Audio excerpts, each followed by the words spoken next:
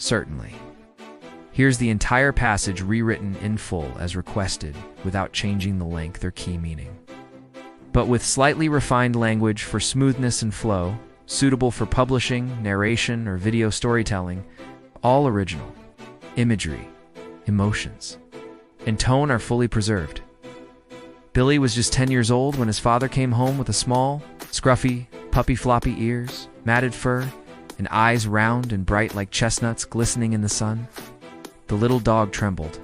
In his father's arms, nervous and unsure, but the moment Billy extended his hand, the puppy crawled into his lap.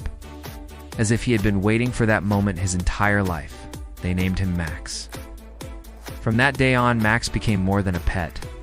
He was Billy's best friend, his shadow, his quiet companion and secret keeper.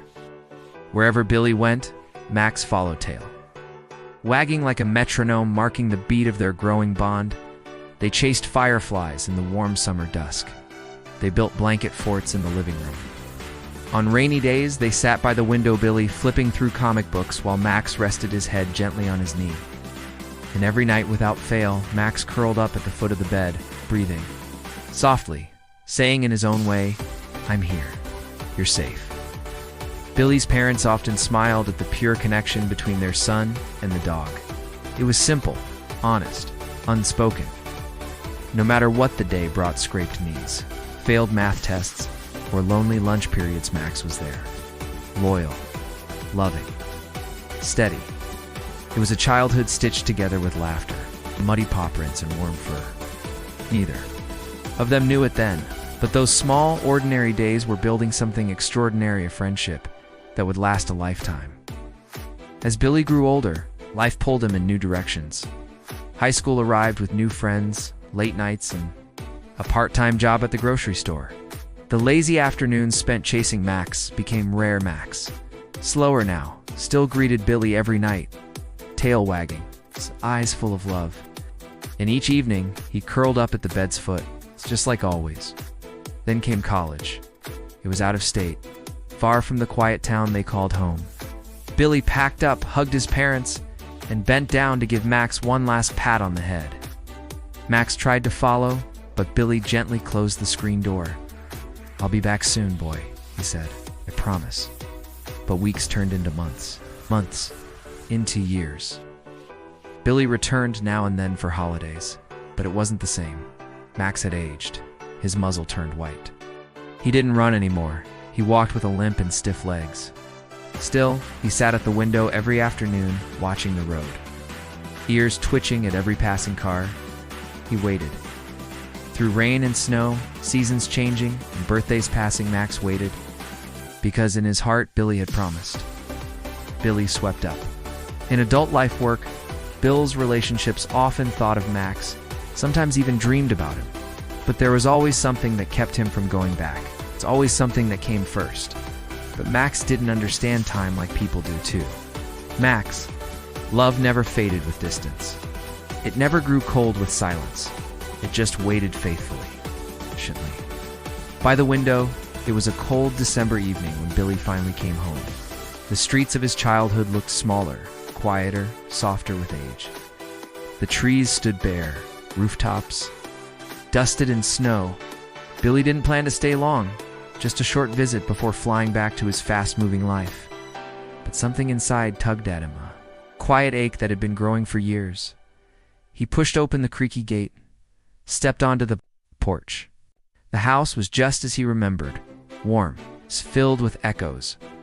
He paused before opening the door inside. The smell of home wrapped around him, wood smoke, old pages, cinnamon. Then he heard it, a slow shuffle, nails clicking softly on hardwood.